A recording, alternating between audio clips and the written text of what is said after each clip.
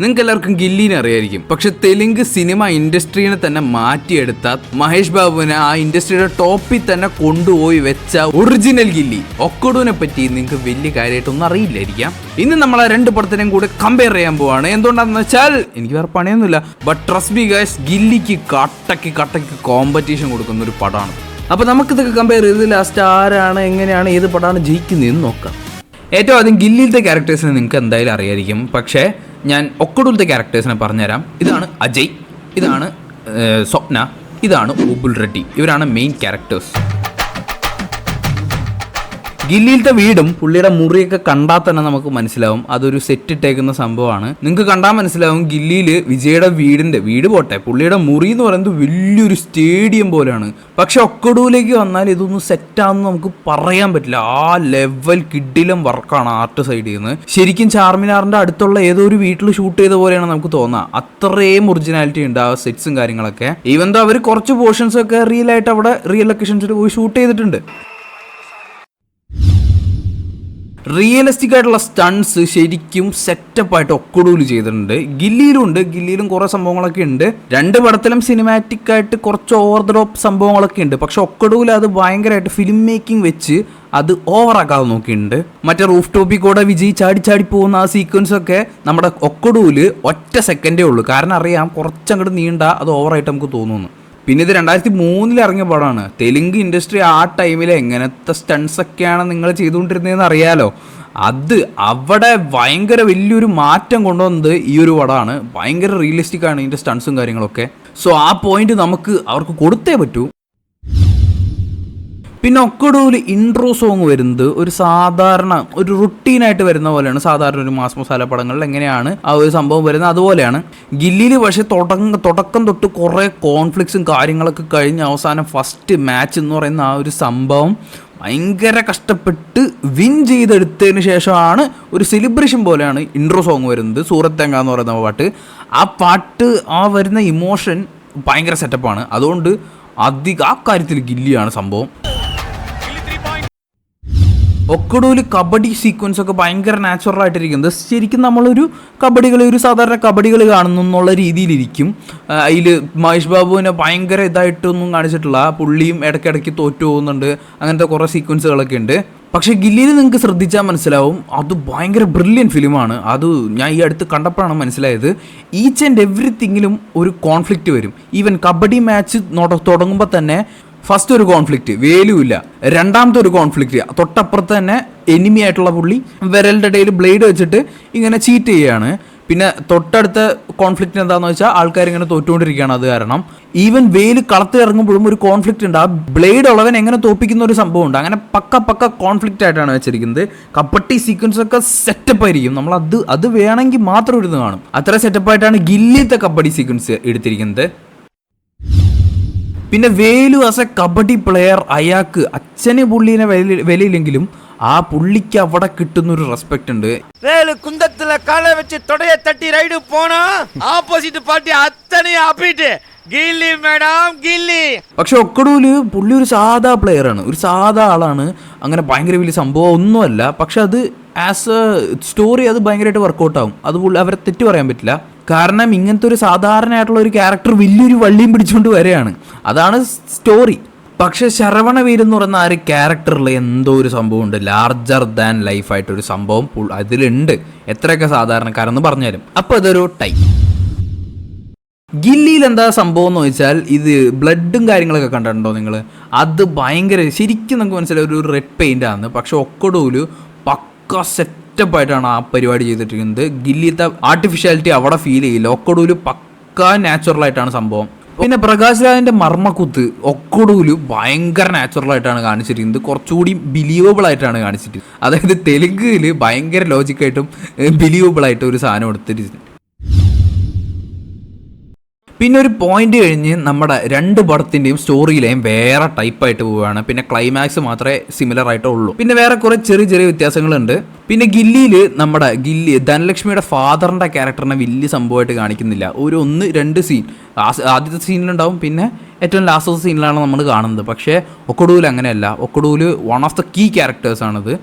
അതെന്താണെന്ന് കുറച്ചുകൂടിയും കഴിഞ്ഞിട്ട് ഞാൻ പറഞ്ഞുതരാം. ശരിക്കും ഈ കഥ ഭയങ്കര വയലൻ്റ് ആയിട്ടുള്ളൊരു കഥയാണ്. ഒരു പെൺകുട്ടിയെ സംബന്ധിച്ച് ഒരാൾ സ്റ്റോക്കറായിട്ട് ഇങ്ങനെ വന്ന് ഇങ്ങനെയൊക്കെ, അതും ഒരു ഇൻഫ്ലുവൻസ് ഉള്ള റൗഡിയൊക്കെ ആണെങ്കിൽ തീർന്നു അവിടെ വെച്ച്. ആ ഒരു സംഭവം, ആ ഒരു സീരിയസ്നെസ് ഒക്കടൂനുണ്ട്. ഗില്ലി കുറച്ചുകൂടി നമ്മുടെ ഇതൊന്ന് സെറ്റപ്പാക്കി ഒരു മാസ് മസാല കൈൻ്റെ എടുത്തതാണ്.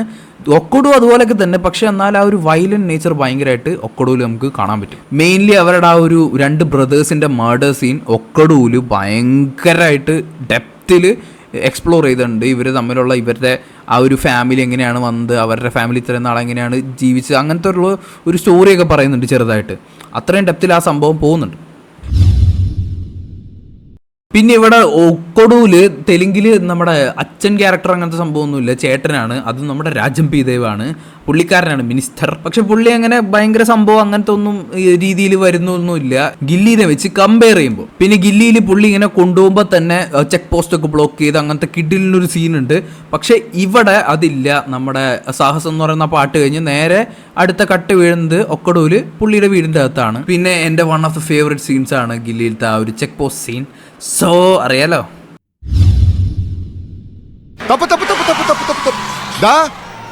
நீ என்கிட்ட ஒரு ₹1 கோடி எடுத்துட்டு போவேன், திருப்பி சம்பாதிச்சிருவேன்.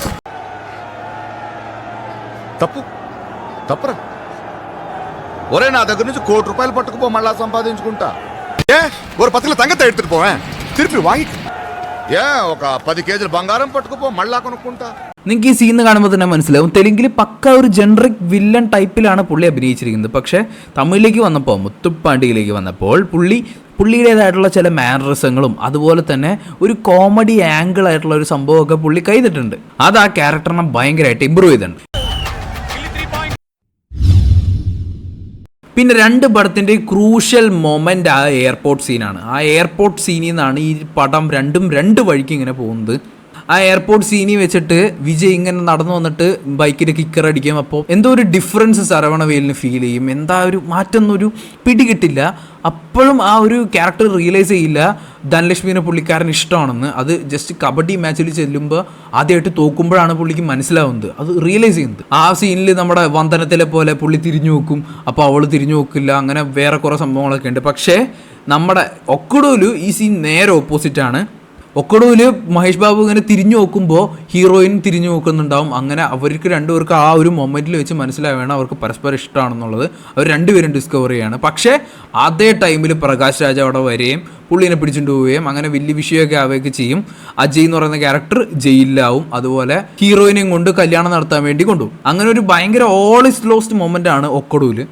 പക്ഷേ ഗില്ലിയിൽ പുള്ളി സ്ട്രെയിറ്റ് പോകുന്നത് ഫൈനൽ മാച്ച് കളിക്കുന്ന ആ ഒരു ഇതിലാണ്. പക്ഷേ ഒക്കടൂൽ എങ്ങനെയാണെന്ന് വെച്ചാൽ പിറ്റേ ദിവസം രാത്രിയാണ് ഇവരുടെ ഫൈനൽ മാച്ച്. ആ ടൈമിലാണ് അവൻ ജയിലിലാവുന്നത്.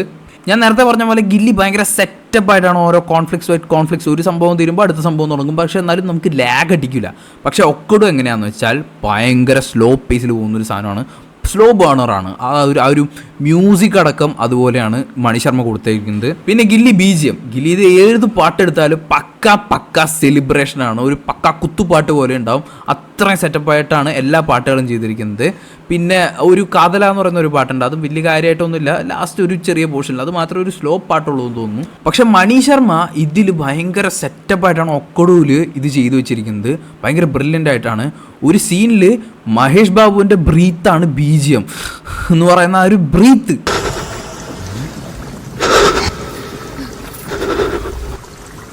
അത് ഭയങ്കര ബ്രില്യൻ്റ് ആയിട്ടാണ് ചെയ്തിരിക്കുന്നത്. പിന്നെ ആപ്റ്റായിട്ടുള്ള സമയത്ത് മാത്രമേ BGM കൊടുത്തിട്ടുള്ളൂ, വേറെ ഒരു ഇതുമില്ല. പിന്നെ ഒക്കടു 2003 ഇറങ്ങിയതാണ്. സൈലൻസിന് ഭയങ്കര ഇമ്പോർട്ടൻസ് കൊടുക്കുന്ന ഒരു പടമാണ്. സൈലൻസ് ഭയങ്കര ഇമ്പോർട്ടൻ്റ് ആണ് അതിൽ. പക്ഷേ വിദ്യാസാഗറിനെയും നമുക്ക് മറക്കാൻ പറ്റില്ല. അത് കാരണം ഈ ഒരു സംഭവം ഒരു ടൈ ആയിട്ട് നമുക്ക് പ്രഖ്യാപിക്കാം. ഒക്കടൂല് പിന്നെ കോമഡി എന്ന് പറയുന്ന സംഭവം ഇല്ല. അത് ആ ഒരു ഫസ്റ്റ് ഹാഫിൻ്റെ ആ ഒരു തുടക്കത്തിൽ ആ ഒരു ഹീറോയിനെ കടത്തിക്കൊണ്ട് വരണേക്കാളും തൊട്ട് മുമ്പ് വരെ ഉണ്ടാവും, അതും ചെറുതായിട്ട്. ഈ ഒരു സബ്ജക്റ്റ് അത്രയും ഒരു സീരിയസ് ആയിട്ടുള്ളൊരു സംഭവമായിട്ടാണ് അവിടെ എടുത്തു വെച്ചിരിക്കുന്നത്. ആൻഡ് ഈ പടത്തിൽ വളരെ മിനിമൽ ഡയലോഗ്സേ ഉള്ളൂ. ഭയങ്കരമായിട്ട് ഒക്കടൂല് വളരെ കുറച്ച് ഡയലോഗ്സേ ഉള്ളൂ. പക്ഷേ ഗില്ലിയിൽ ഒരുപാട് ഡയലോഗ്സ് ഉണ്ട്, ഒരുപാട് നമ്മുടെ കോമഡി ക്യാരക്ടേഴ്സ് അങ്ങനത്തെ സംഭവങ്ങളൊക്കെ ഉണ്ട്. പക്ഷെ അതൊക്കെ നല്ല രസമാണ്. അത് അവരുടെ ആക്ടേഴ്സ് പെർഫോം ചെയ്ത് സെറ്റപ്പായിട്ട് വെച്ചിട്ടുണ്ട്. ആൻഡ് ഗില്ലിയിലത്തെ ക്യാരക്ടേഴ്സ് പൊതുവേ അത്യാവശ്യം ലൗഡായിട്ടുള്ള ക്യാരക്ടേഴ്സാണ്. പക്ഷേ ഒക്കടൂല് കുറച്ചുകൂടി സട്ടിലായിട്ടാണ് എല്ലാ ക്യാരക്ടേഴ്സും എല്ലാ ആക്ടേഴ്സും അഭിനയിക്കുന്നത് തന്നെ. പക്ഷേ രണ്ടും എനിക്ക് ഇഷ്ടപ്പെട്ട സംഭവമാണ്, അതുകൊണ്ട് ടൈ. പിന്നെ എനിക്ക് ഭയങ്കര ഇഷ്ടപ്പെട്ടൊരു സംഭവമുണ്ട്, മറ്റേ കൊക്കരക്കൊക്കരക്കോ എന്ന് പറയുന്ന ഒരു പാട്ടുണ്ടല്ലോ നമ്മുടെ ഗില്ലിയിൽ. അത് ഇവളുടെ ബർത്ത്ഡേ പ്രമാണിച്ച് പുള്ളി ഭയങ്കര വെടിക്കെട്ടും സാധനങ്ങളും വലിയ കേക്കൊക്കെ സെറ്റപ്പ് ചെയ്ത് അങ്ങനെയാണ് നടത്തുന്നത്. പക്ഷേ ഒക്കടൂലേക്ക് വരുമ്പോൾ അത് ഭയങ്കര സിമ്പിളായിട്ടാണ് നടത്തുന്നത്. കാരണം ഇവരുടെ കയ്യിലൊന്നും പൈസ ഇല്ല, ജസ്റ്റ് ഒരു ബണ്ണൊക്കെ വെച്ചിട്ട് അങ്ങനെയാണ് നടത്തുന്നത്. അത് ഭയങ്കര റിയലിസ്റ്റിക് ആണ്. ഈ പടം രണ്ടും പിന്നെയും ക്ലൈമാക്സിൽ ആ ഒരു ഫൈറ്റിലേക്ക് വരുന്നത് ഹീറോയിൻ ഒരു സ്റ്റാൻഡ് എടുക്കുമ്പോഴാണ്. അത് ഭയങ്കര സെറ്റപ്പായിട്ട് എനിക്ക് രണ്ട് പടത്തിലും തോന്നി. അതായത് എന്തൊക്കെ ചെയ്താലും നാളെ ഇനി കല്യാണം കഴിച്ച് പിള്ളേരായ പോലും ഈ ഹീറോയിൻ്റെ മനസ്സിൽ ആ ഹീറോ മാത്രമേ ഉള്ളൂ എന്നും അവർ പറഞ്ഞൊരു സ്റ്റാൻഡ് എടുക്കുന്ന ടൈമാണ്. അവിടെ വെച്ചാണ് ആ രണ്ട് ക്യാരക്ടേഴ്സും വില്ലൻ ക്യാരക്ടേഴ്സും ഹീറോയിനെ ഫൈറ്റ് ചെയ്യണം, ആണായിട്ട് തിരിച്ചു വരണം എന്നുള്ള രീതിയിൽ വരുന്നത്.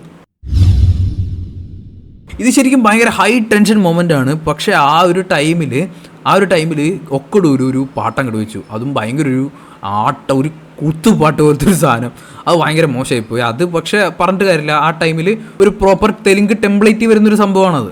ഗില്ലിയിൽ അങ്ങനെയില്ല, നമ്മുടെ അപ്പടിപ്പോട് വരുന്നത് വരെ നമ്മൾ റിലാക്സ്ഡ് ആയിട്ടിരിക്കുന്ന ഒരു മൊമെൻറ്റിലാണ്. ഗില്ലിയിൽ പുള്ളി നേരെ വന്നിട്ട് കബഡി മാച്ചിൽ വന്നിട്ട് ആ ഒരു ഗ്രൗണ്ടിൽ വന്നിട്ട് അടിക്കാന്ന് പറയാണ്. പക്ഷെ ഒക്കടൂൽ അങ്ങനെയല്ല. ഒക്കടൂൽ ഈ സംഭവം കഴിഞ്ഞ് വേഗം തന്നെ പോയി മഹേഷ് ബാബുവിനെ ഇറക്കിക്കൊണ്ട് വന്നിട്ട് ഏതെങ്കിലും ഒരു കാട്ടിൽ പോയിട്ട് വെട്ടിക്കൂട്ടിയിടാമെന്നാണ് പ്രകാശ് രാജ് വിചാരിക്കുന്നത്. പക്ഷെ ആ ടൈമിൽ ഒരു കിടിലം മാസീനുണ്ട്. മഹേഷ് ബാബു ബുദ്ധി വെച്ചിട്ട് പുള്ളിയുടെ പുള്ളിയുടെ ഗ്യാങ്ങിനെ വെച്ചൊരു മാസീനുണ്ട്. ഇത് കർണൂൽ കാതറ പാദബസ്തി എന്ന് പറഞ്ഞൊരു ഡയലോഗൊക്കെ ഉണ്ട്. സീൻ സാധനമാണ്. അങ്ങനെ ഇവരെല്ലാവരും കൂടെ പ്രകാശ് രാജിനെ പിടിച്ചുകൊണ്ട് പോകും. അങ്ങനെയാണ് പുള്ളി സ്റ്റേഡിയത്തിൽ എത്തുന്നത്. ഇവർ കൊണ്ടുപോവായിരിക്കും കെട്ടിപ്പൂട്ടിക്കൊണ്ട്. അവിടെ നിന്ന് ഇവരുടെ റൈവൽ ഗ്യാങ് ഇവരുടെ കയ്യിൽ നിന്ന് പ്രകാശ് രാജിനെ രക്ഷിച്ചുകൊണ്ട് പോകും. അങ്ങനെയാണ് എല്ലാ ഗ്യാങ്ങും പരിപാടി അവിടെ വരുന്നതും പിന്നെ ലാസ്റ്റ് ഈ അടി പരിപാടിയൊക്കെ നടക്കുന്നതും. പിന്നെ നമ്മുടെ പ്രകാശ് രാജ് ഭയങ്കര ബർമ്മക്കുത്തിൻ്റെ ഒക്കെ ആളാണല്ലോ. അപ്പോൾ അതിൽ ഒരു ചെറിയൊരു ലോജിക്കൽ റീസൺ ഒക്കടൂല് കൊടുത്തിട്ടുണ്ട്. മഹേഷ് ബാബു പ്രകാശ് രാജിന് ബോധം കെടുത്താൻ വേണ്ടി 1 ലിറ്റർ ഓൾഡ് മോങ്ങിൻ്റെ കുപ്പി അണ്ണാക്കിലേക്ക് കമത്തി കൊടുത്തിട്ടുണ്ടാവും. പക്ഷേ എന്നാലും ആ ഫൈറ്റ് കാണാൻ നല്ല രസമാണ്. അത് ഫസ്റ്റ് പ്രകാശ് രാജിനെ ഓവർ പവർ ചെയ്തിട്ട് അവസാനം മഹേഷ് ബാബു അടിച്ച് ജയിക്കുന്ന പോലെയൊക്കെയാണ്.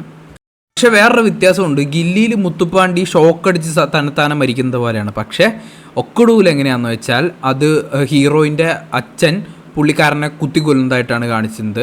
പുള്ളിക്കാരൻ്റെ ഒരു റിവെഞ്ച് ആർക്ക് അങ്ങനെ കംപ്ലീറ്റ് ആവുന്നതാണ് കാണിക്കുന്നത്. അത് കുറച്ചുകൂടി നന്നായിരുന്നു. And the winner is. പിന്നെ ആസ് എ ക്യാരക്ടർ അജയ് എന്ന് പറയുന്ന ക്യാരക്ടർ, ഒക്കടൂലത്തെ ക്യാരക്ടർ, അയാളുടെ ഫാമിലി അയാളുടെ കബഡി കരിയറിന് ഭയങ്കര സപ്പോർട്ടാണ്. പക്ഷെ ഗില്ലിയിൽ ഇത് ഭയങ്കര ബ്രില്യൻ്റ് ആയിട്ട് മാറ്റിയിട്ടുണ്ട്. ആദ്യം തന്നെ അച്ഛന് പുള്ളി കബഡി കളിച്ച് നടക്കുന്നത് ഇഷ്ടമല്ല. പുള്ളിയുടെ ആ ഒരു ടാലൻറ്റിനെ റെക്കഗ്നൈസ് ചെയ്യാതെ പോകുന്നതും പുള്ളി എത്രത്തോളം പാഷനേറ്റ് ആണെന്ന് പുള്ളിയുടെ ഈച്ച് ആൻഡ് എവരി വേർഡ്സിൽ നമുക്ക് മനസ്സിലാവും. പിന്നെ അത് ആസ് എ ക്യാരക്ടർ ശരവണ വെയിലിന് അത് ഭയങ്കര കോൺഫ്ലിക്ട്സ് കൂട്ടുകയാണ്, സ്റ്റീക്ക് കൂട്ടുകയാണ് നമുക്ക്. അതുകൊണ്ടാണ് നമുക്കത് ബോറടിക്കാത്തത്. പിന്നെ ഗില്ലി കണ്ടു കഴിയുമ്പോൾ നമുക്ക് എല്ലാ ക്യാരക്ടേഴ്സും മനസ്സിലുണ്ടാവും. ഇപ്പോൾ കട്ടാകുമാർ, ഡുമിൽ കുപ്പ, വവ്വാല്, ഒട്ടേരി നരി, ഇതൊക്കെ നമുക്ക് അറിയാവുന്ന സംഭവമാണ്. പക്ഷേ ഇവരൊന്നും വലിയ ക്യാരക്ടേഴ്സും അല്ല. ഇവർ പലതും ആദ്യം പറഞ്ഞ 2 പേരൊക്കെ ആരാന്ന് പോലും നമുക്കറിയില്ല. പക്ഷേ നമ്മുടെ മനസ്സിലത് ഓർത്തിരിക്കുന്നു. ഒക്കടൂവിൻ്റെ ഒരു പ്രശ്നം എന്താണെന്ന് വെച്ചാൽ ഞാൻ ഈ പറഞ്ഞ 3 മേജർ ക്യാരക്ടേഴ്സിനെ മാത്രമേ നമ്മൾ ഓർത്തിരിക്കുകയുള്ളൂ. ബാക്കിയുള്ള ക്യാരക്ടേഴ്സിനെ അങ്ങനെയൊന്നും എക്സ്പ്ലോർ ചെയ്തിട്ടില്ല. പിന്നെ ഗില്ലി എന്ന് പറയുന്നത് ഒരു കംപ്ലീറ്റ് പാക്കേജാണ്. കോമഡി, ആക്ഷൻ, ത്രില്ല്, അങ്ങനെ എല്ലാം കൂടി കലരുന്ന ഒരു കംപ്ലീറ്റ് പാക്കേജ്.